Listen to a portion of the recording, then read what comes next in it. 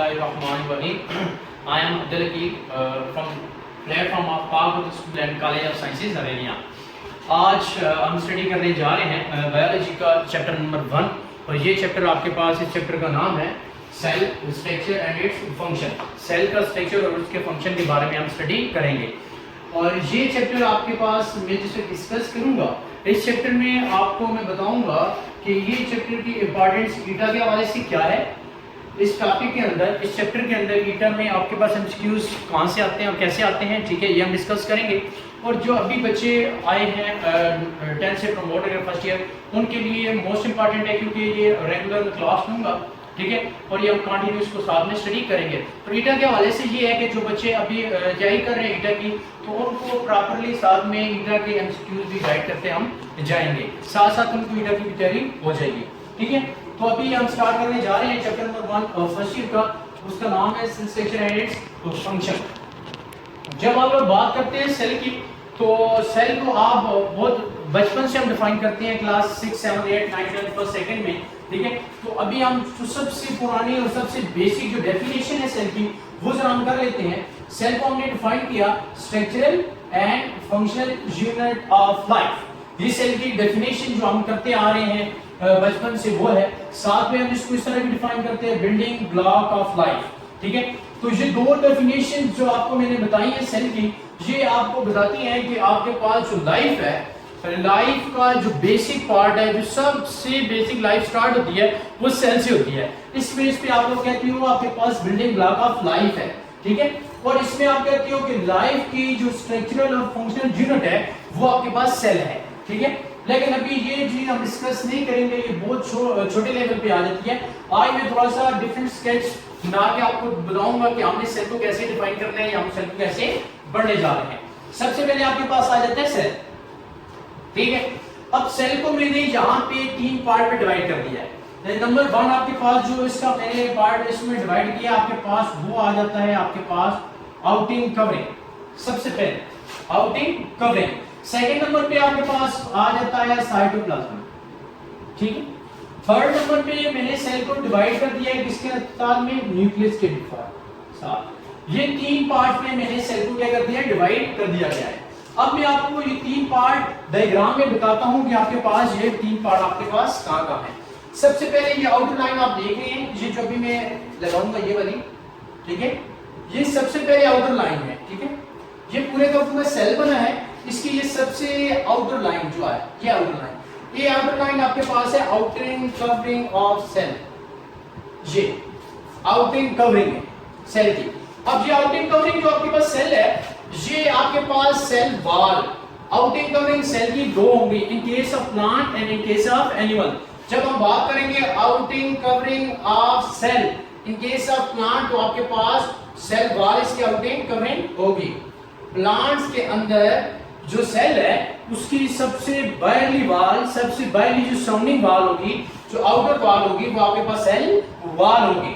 जबकि इन case of animals जिसका हम बात करेंगे एनिमल्स की, एनिमल सेल की, तो एनिमल सेल के अंदर आपके पास जो सबसे आउटिंग वॉल, सबसे बाहरली वॉल, ठीक है, सबसे सराउंडिंग वाली वॉल वो आपके पास होगी सेल मेम्ब्रेन। ये आपने माइंड में रखना है जब आप लोग पढ़ेंगे सेल। तो प्लांट सेल के अंदर सबसे लास्ट वॉल जो होगी वो सेल वॉल होगी, जबकि आपके पास एनिमल सेल के अंदर सबसे लास्ट वॉल जो होगी वो सेल मेम्ब्रेन होगी। एक बात तो ये याद रखनी है आपने। सेकंड बात यहाँ पे जो याद करने की आपके पास वो ये है कि आपके पास जो सेल वॉल है, सेल वॉल आप याद रखेंगे ये एब्सेंट होगी इन एनिमल। ये आपके पास क्या है, एब्सेंट इन एनिमल सेल। याद रखिए ये बात, जो आपके पास एनिमल सेल है उसके अंदर आपके पास सेल वॉल एब्सेंट होगी, ठीक है। ये थोड़ा सा आपको कंसेप्ट। अब एक चीज आपने अभी देख ली जो सबसे पहले था वो था आउटिंग कवरिंग। आउटिंग कवरिंग आपको मैंने यहाँ पे बता दी। सेकंड नंबर पे आपके पास आ जाती है साइटोप्लाज्म, ठीक है। अब ये दूसरी लाइन मैंने आपको बताया ये सेल मेम्ब्रेन है।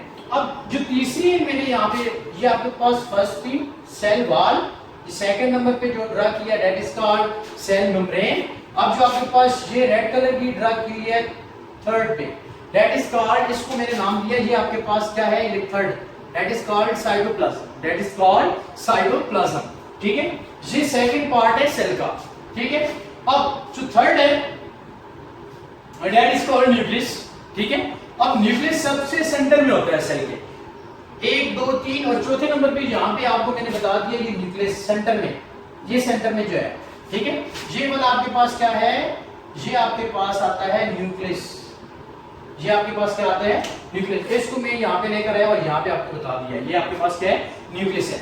इस तरह मैंने सेल को बेसिक 3 पार्ट में क्या कर दिया है, डिवाइड कर दिया गया, जो डायग्राम में भी आपको मेंशन बकायदा से मैंने आपको बता दिया है।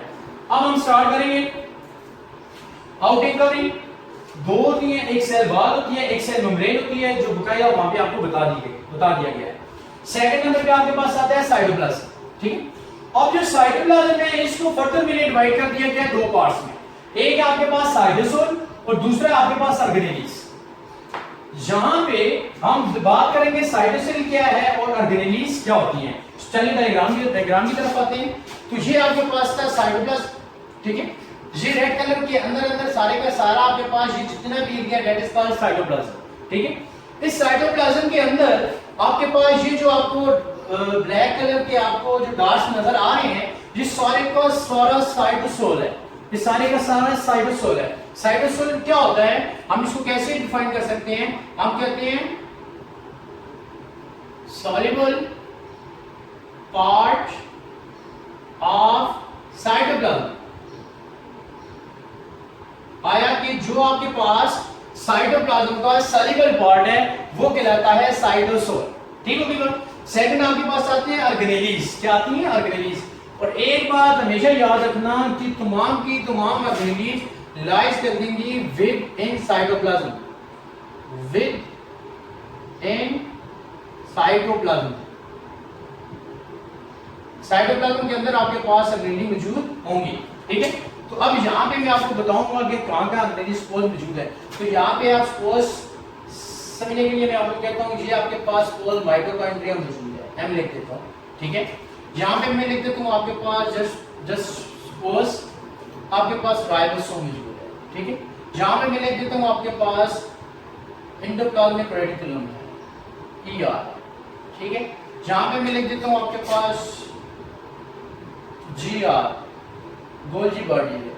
तो तमाम की तमाम जितनी भी मैंने ऑर्गेनेलीज आपको बताई हैं वो सारी की सारी किसके अंदर आ गई हैं, साइटोप्लाज्म के अंदर आ चुकी हैं।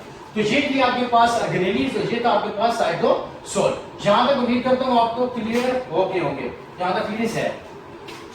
अब आते हैं आगे आपके पास आता है ऑर्गेनेलीज।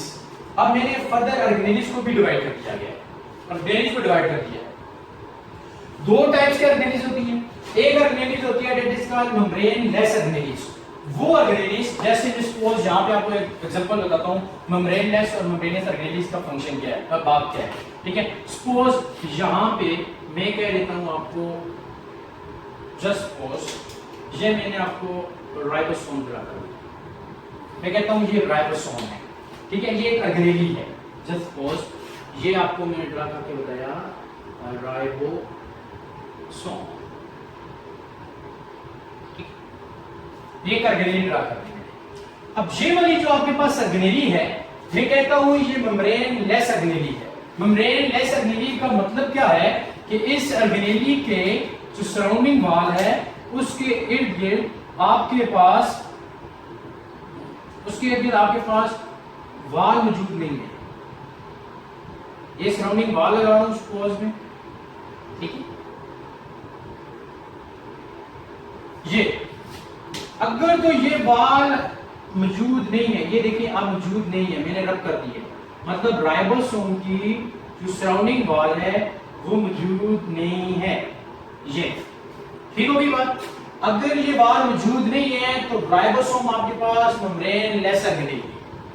मेम्ब्रेन लेस ऑर्गेनेली का मतलब आपको समझ आ गया है कि जिस वक्त कोई भी ऑर्गेनेली अगर उसकी सराउंडिंग वॉल मौजूद नहीं है तो वो मेम्ब्रेन लेस ऑर्गेनेली है। ठीक है, सेकंड आपके पास मेम्ब्रेनियस ऑर्गेनेली, मेम्ब्रेनियस। अब सपोज मेम्ब्रेनियस ऑर्गेनेली कौन सी होगी, मैं आपको बता देता हूं माइटोकॉन्ड्रिया, मैं यहां पे ड्रा कर देता हूं। ठीक है,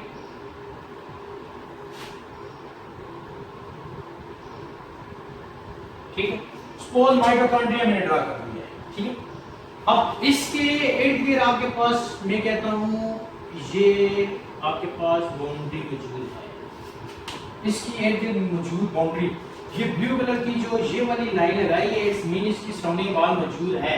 जब मौजूद है तो इसका मतलब है ये रिलेटिव मेम्ब्रेनियस हो, ये मेम्ब्रेनियस हो। Is it clear?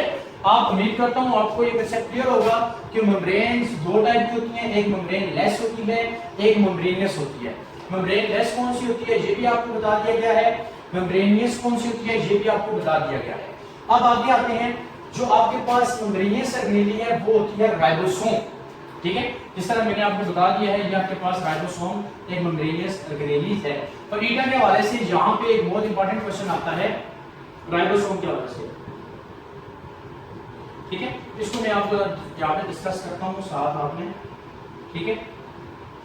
क्वेश्चन ऐसे बनेगा, विच ऑर्गेनेली इज मेम्ब्रेनलेस, कौन सी ऑर्गेनेली मेम्ब्रेनलेस है, ठीक है। जस्ट सपोज हम बात करते हैं राइबोसोम ऑप्शन आ जाता है आपके पास, लाइसोसोम ऑप्शन आ जाता है आपके पास, गोल्गी बॉडी ऑप्शन आ जाता है आपके पास, एंडोप्लाज्मिक रेटिकुलम ऑप्शन आ जाता है आपके पास, ठीक है। अब ये चार ऑप्शन आ गए आपके पास, ठीक है। तो आपको इस बात का इल्म होना चाहिए कि जो आपके पास राइबोसोम है वो मेम्ब्रेन लेस ऑर्गेनेली है, ठीक है। एक तो आपके पास इस तरह ईटा में क्वेश्चन आ सकता है। फिर क्वेश्चन ये भी आ सकता है यहाँ पे, which organelle is the smallest, which organelle is smallest. तो आपको पता होना चाहिए कि तमाम ऑर्गेनेली में सबसे छोटी ऑर्गेनेली कौन सी है, तो उन सब उसका भी आपके पास आंसर होगा राइबोसोम, ठीक है। याद रखना है ये आपके पास सबसे स्मॉलेस्ट ऑर्गेनेली है। ईटा के हवाले से एक से राइबोसोम पे दो क्वेश्चन मैंने बनाए हैं, एक ये कि मेम्ब्रेन लेस ऑर्गेनेली कौन सी है, तो याद रखना राइबोसोम या सेंट्रीओल को दोनों है, ठीक है। और आपके पास ऑप्शन इस तरह भी आ सकता है आपके पास कि ribosome, centrosome, Golgi body both A and B, ठीक है। तो आपका ऑप्शन फिर होगा बोथ ए एंड बी, क्योंकि उसमें राइबोसोम भी है और सेंट्रोसोम भी है, और जो दोनों ऑर्गेनेलीज आपके पास क्या हैं, मेम्ब्रेन लेस ऑर्गेनेलीज हैं। तो ईटा में आपके पास ये फिर ऑप्शन इस केस में ऑप्शन आपके पास ठीक क्या होगा, ए एंड बी, मतलब बोथ ए एंड बी, ये ऑप्शन ठीक होगा। Is it clear? सेकंड हम आगे चलते हैं मेम्ब्रेनियस की तरफ। अब जो आपके पास मेम्ब्रेनियस है, मेम्ब्रेनियस को फिर मैंने दो पार्ट्स में डिवाइड किया है। एक आपके पास आता है मेम्ब्रेनियस एस फॉर सिंगल, ये SMBO, ये ऊपर आ जाते हैं, S single membranosus bounded organelle, single membrane bounded organelle, वो ऑर्गेनेली जिसके इर्द गिर्द सिर्फ एक ही मेम्ब्रेन होगी।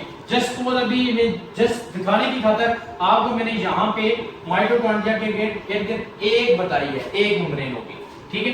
फिर सेकंड आपके पास आता है DMBO, double membrane bounded organelle. ऐसी ऑर्गेनेली भी मौजूद है जिसके इर्द गिर्द दो मेम्ब्रेन होगी। जिस तरह आपके पास एक को लगा लिया मैंने, अब दूसरी भी मैं यहाँ पे ड्रा कर देता हूँ।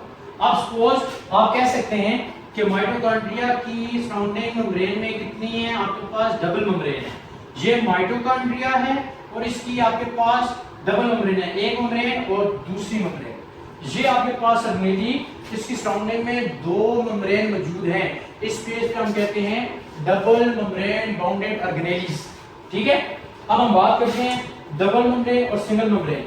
अच्छा, जो सिंगल मेम्ब्रेन बाउंडेड ऑर्गेनेलीज है इसकी एग्जांपल आप देख लें, कौन कौन सी है सिंगल मेम्ब्रेन।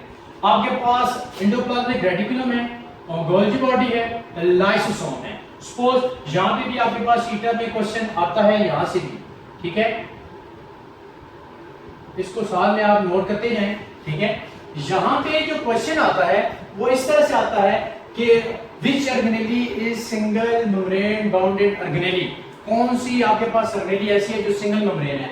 उसमें ऑप्शन आ सकता है endoplasmic reticulum, chloroplast, mitochondria, lysosome, ठीक है। अब आपके पास दो ऑप्शन आ गए, एंडोप्लाज्मिक रेटिकुलम भी आ गया, लाइसोसोम भी आ गया, इधर से क्लोरोप्लास्ट भी आ गया, माइटोकॉन्ड्रिया भी आ गया। तो वो आपके पास ऑप्शन ठीक बन ही नहीं रहा, ठीक है। या तो ये दोनों पे आप क्लिक करेंगे तो आपके पास फिर ऑप्शन कंपलसरी होगा कि बोथ ए एंड बी, ठीक होगी बात।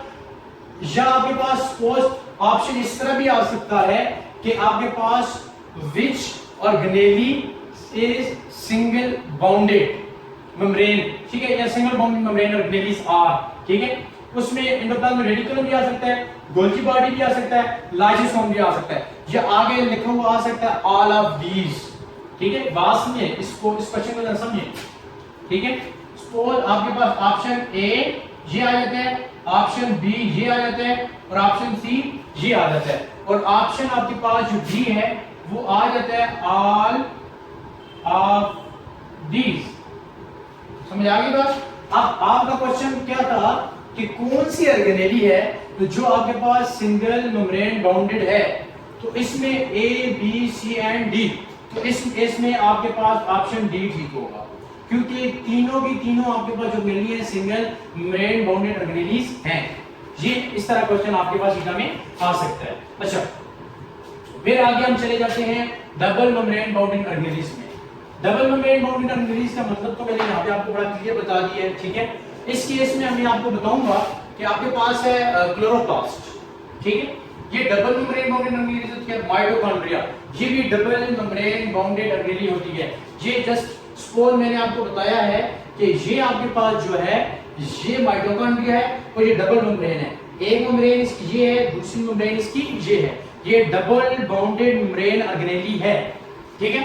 और यहां पे आपके पास फिर ईटा के लिए क्वेश्चन बन सकते हैं यहां से, यहां पे कैसे ईटा के लिए क्वेश्चन आपके पास बच्चे बन सकते हैं। सबसे पहले क्लोरोप्लास्ट आपके पास सकता है which organelle is the largest organelle, which organelle is largest, ठीक है। कौन सी ऑर्गेनेली आपके पास लार्जेस्ट है, सबसे बड़ी ऑर्गेनेली कौन सी है, तो उसमें ऑप्शन आपके पास आ सकता है एंडोप्लाज्मिक रेटिकुलम, क्लोरोप्लास्ट, माइटोकॉन्ड्रिया और राइबोसोम, ठीक है। तो इस केस में सबसे लार्जेस्ट ऑर्गेनेली का नाम है आपके पास क्लोरोप्लास्ट, ये लार्जेस्ट ऑर्गेनेली है। मैं यहाँ पे आपके पास मेंशन कर देता हूँ छोटा सा, आपको क्लियर हो जाए, ठीक है। ये आपके पास largest organelle,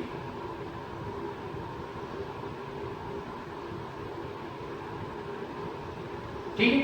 chloroplast is the largest organelle, ये ईटा पे क्वेश्चन आ सकता है आपके साथ। अच्छा, यहां से एक और ईटा के लिए क्वेश्चन बन सकता है, वो कैसे बन सकता है, which organelle is second largest. सबसे बड़ी तो आपने बता दिया आपके पास क्लोरोप्लास्ट है, ठीक है। अब आपने बताना है सेकंड लार्जेस्ट ऑर्गेनेली, तो सेकंड लार्जेस्ट ऑर्गेनेली आपके पास कौन सी है, माइटोकॉन्ड्रिया, ये वाली। इसको आप नाम दोगे सेकंड लार्जेस्ट ऑर्गेनेली, क्या नाम दिया, सेकंड लार्जेस्ट ऑर्गेनेली। एक क्वेश्चन ये भी बन सकता है इधर में, फर्स्ट लार्जेस्ट ऑर्गेनेली एक, सेकंड लार्जेस्ट ऑर्गेनेली दो। अच्छा, एक क्वेश्चन आपका इधर को इस तरह यहां पे और भी बन सकता है, वो इस तरह बनेगा, अच्छी तरह समझे। आपके पास क्वेश्चन आ जाता है which organelle are double membrane bounded, उसमें आपके पास आता है क्लोरोप्लास्ट, माइटोकॉन्ड्रिया, गोल्गी बॉडी और एंडोप्लाज्मिक रेटिकुलम, ठीक है। अब आपके पास क्लोरोप्लास्ट और mitochondria, endoplasmic reticulum, Golgi body, और ऑप्शन आपके पास जो लास्ट वाला होता है वो होता है बोथ ए एंड बी।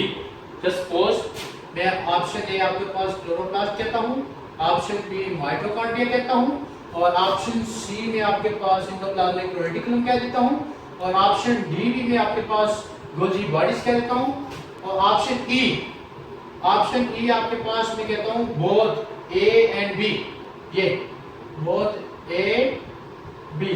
तो आपके पास इस केस में जो ऑप्शन करेक्ट होगा वो होगा both A and B are called double membrane bounded organelles. Is it clear? ये का थोड़ा सा स्केच आपके पास ऑल अबाउट सेल और सेल का जो स्केच है उसके हवाले से, ठीक है। अभी जो आपके पास हम डिस्कस कर चुके हैं, पहला पॉइंट वो आपने आउटिंग कवरिंग डिस्कस कर ली है, उम्मीद करता हूं आपको क्लियर हो गया होगा।